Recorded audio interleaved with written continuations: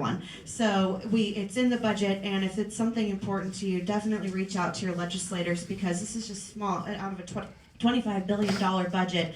This money makes sense to take care of our employees. Our first question, why can't we get at least medical marijuana approved?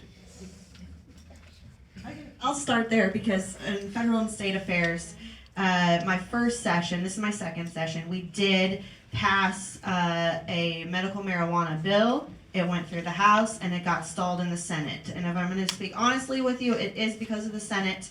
They did not want to move forward on it. There are just differing opinions over there, but the majority of the House, both Democrats and Republicans, want to pass medical cannabis. And this year we decided that the chair of federal and state affairs said, we've done our due diligence, we got them a plan. If they want to accept ours, it's up to them to get a plan over. Like, why do we keep putting our efforts toward this if they're not going to take it up on the Senate side?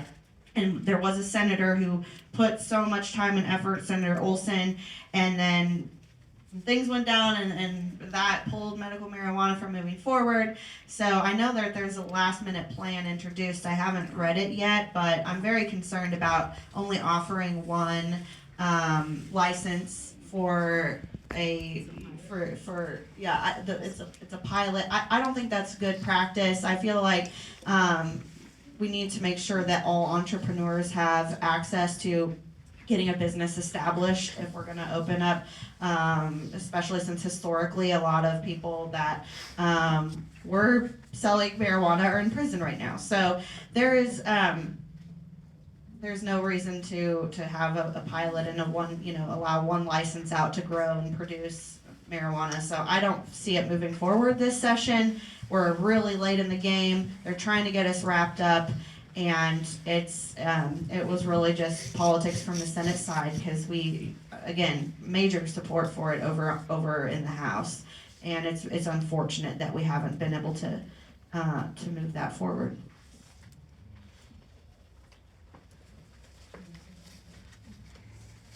Which freedoms are you okay as a legislator with limiting or restricting in the pursuit of safety? And will there be a level of safety after which we don't need to be safer?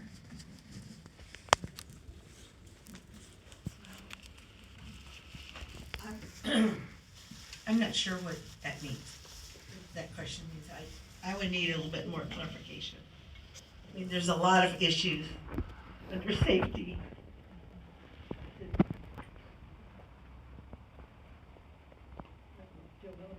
Well, I guess for me, safety is my priority issue.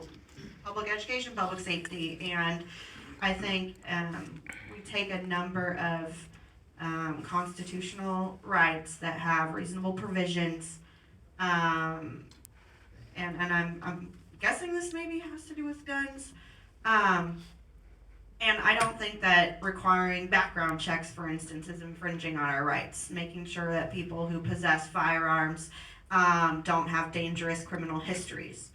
Making sure that children don't have access to guns that are not secured. These are not things infringing on law-abiding gun owners at all. And we have certain regulations on speech, and then we see on the other side we're going too far on free speech and trying to ban books. So to me, a child accessing a book is much safer than a child accessing a gun. And where, we gotta walk the line and protect our freedoms.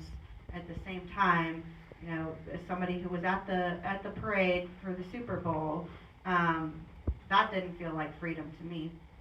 We have the freedom to go to large events, come to the library, wherever we are, and be free from gun violence.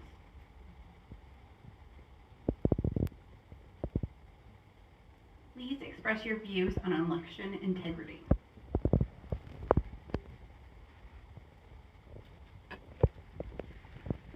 No, we have heard over and over from our Secretary of State that our elections here in Kansas are secure. There is nothing that the Secretary of State nor any representatives who are arguing and saying that our elections are not safe, they themselves have not found anything to indicate otherwise. So I don't know why they keep barking up that tree. It baffles me. And I think it continues to create doubt in our citizens in Kansas, and that's wrong, because out of all the counties, I mean, Johnson County has very, very secure elections. If you hear otherwise, I would, I would ask them, what data do you have that says anything different? And thankfully, the Senate had a bill,